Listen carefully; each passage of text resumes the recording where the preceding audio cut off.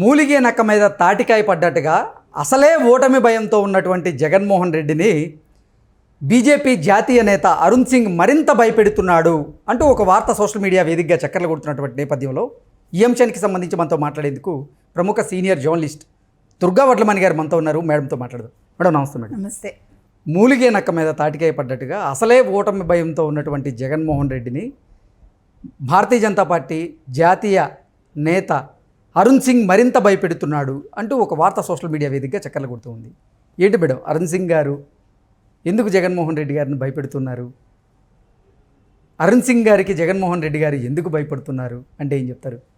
అంటే నిన్న ఏమైందంటే మన కూటమి నేతలు ఉన్నారు కదా, ఎవరు కనకమేడల రవీంద్రనాథ్ గారు తెలుగుదేశం తరఫున, ఎన్డీఏ నేతలు, జనసేన, తర్వాత బీజేపీ నాయకులు కలిసి అరుణ్ సింగ్ నేతృత్వంలో కేంద్రానికి ఫిర్యాదు చేశారు.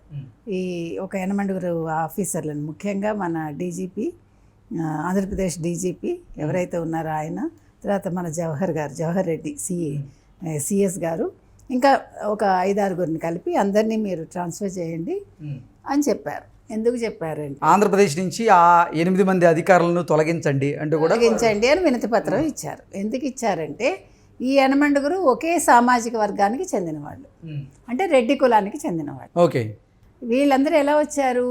వీళ్ళలో జూనియర్స్ కూడా ఉన్నారు.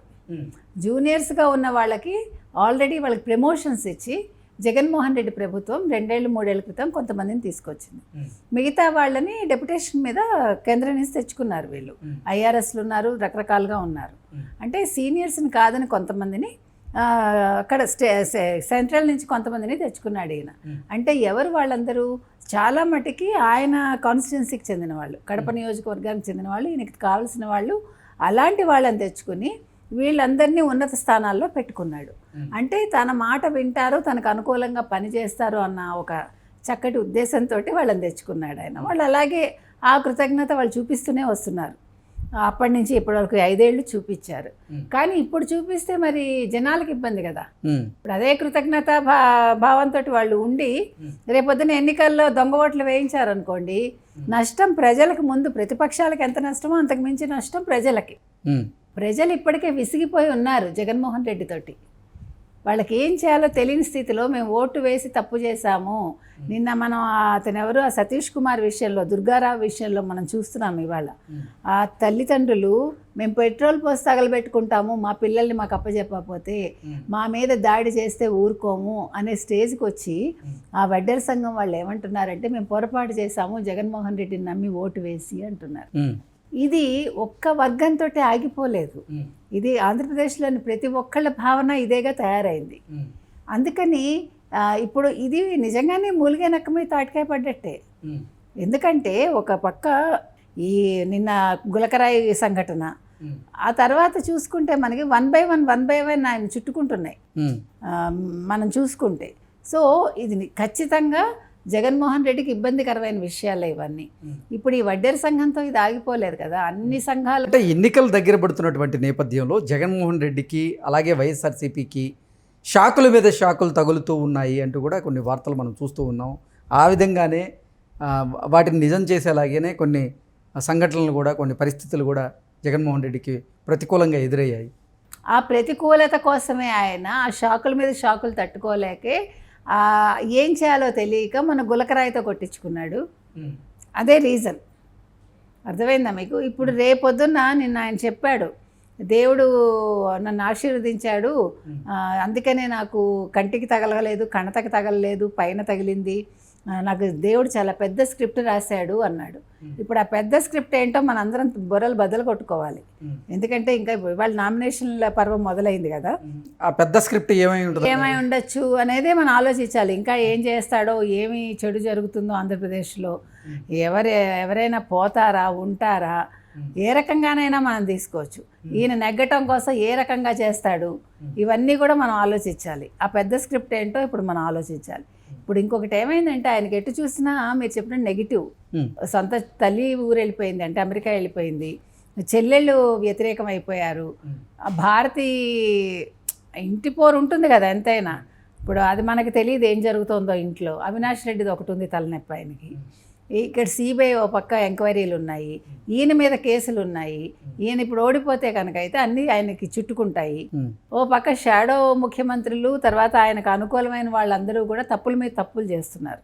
అది తెలిసి చేసినా తెలియక చేసినా అదే ఆయనకే కదా నష్టం. ఇప్పుడు ఎవరు తప్పు చేసినా అది ముఖ్యమంత్రి అన్నవాడికే వస్తుంది, కానీ మిగతా వాళ్ళకి రాదుగా. ఆయనే కదా దానికి బాధ్యుడవుతాడు. సో ఇన్ని సమస్యల మధ్యలో ఇప్పుడు ఎన్నికల సర్వేలన్నీ ఆయనకి అననుకూలంగా ఉన్నాయి. అన్నీ అనుకూలంగా కూటమికే చూపిస్తున్నాయి మొత్తం మీరు సర్వేలు తీసుకుంటే. ఇందులో వాళ్ళు ఇంకా ఏం తప్పిదాలు చేస్తున్నారంటే, ఈ ముఖ్యమంత్రి అండుకో అంటే జగన్మోహన్ రెడ్డి అండుకో ఫేక్ సర్వేలన్నీ చేయిస్తున్నారు. ఆల్రెడీ సిబిఐ పేరిట, సెంట్రల్ బ్యూరో పేరిట ఒక సర్వే అని పెట్టి వాళ్ళ లెటర్ హెడ్ వాడి వీళ్ళే నెగ్గుతున్నట్టుగా వాళ్ళు చూపించుకున్నారు. దానికి వాళ్ళు ఇంటెలిజెన్స్ బ్యూరో ఆల్రెడీ వీళ్ళకి నోటీస్ ఇచ్చింది, ఇలాంటి పిచ్చి పనులు చేయకండి అని. కానీ నోటీస్ ఇవ్వటం ఏంటో మనకు అర్థం కాలేదు. తిట్టి వదిలేయటం ఏంటి? అది ఎంత పెద్ద క్రైమ్ అది. వాళ్ళు అసలు చర్యలు తీసుకోలే. అది కాకుండా ఇవాళ ఇంకొక సర్వే ఒకటి వచ్చింది, మీకు తెలుసో లేదో. అదేంటి తెలుసా? ఫస్ట్ స్టెప్ సొల్యూషన్స్ అని ఆ పేరిట ఒక సర్వే.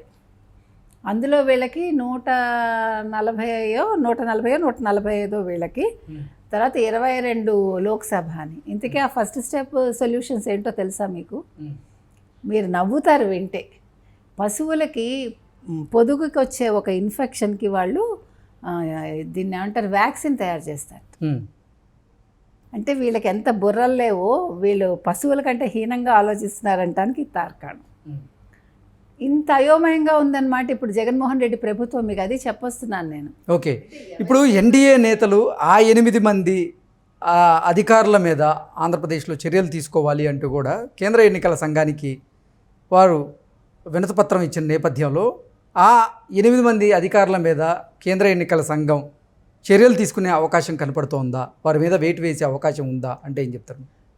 అసలు ఇప్పటికే లేట్ అండి. మనం 1 మంత్గా ఇవే చెప్పుకుంటున్నాం. మనం సిఎస్ని మార్చి డీజీపీని మారిస్తేనే ముందు సగం రాష్ట్రం ఒక సిఎస్ గారు డీజీపీ గారితో పాటుగా ఇంటెలిజెన్స్ చీఫ్ మీద, అలాగే బెవరేజెస్ కార్పొరేషన్ చైర్మన్ మీద ఇలా రకరకాల పేర్లు చెప్పి వాళ్ళందరి మీద కూడా వెయిట్ వేయాలి అంటూ కూడా అదే చెప్తున్నానమ్మా. ఆల్రెడీ ఇది జరుగుతూనే ఉంది. మన సిఎస్ డీజీపీ ఇంకా ఇవాళ రేపు అనుకున్నాము, ఇవాళ అప్పుడే మనకి 18వ తారీఖు వచ్చేసింది.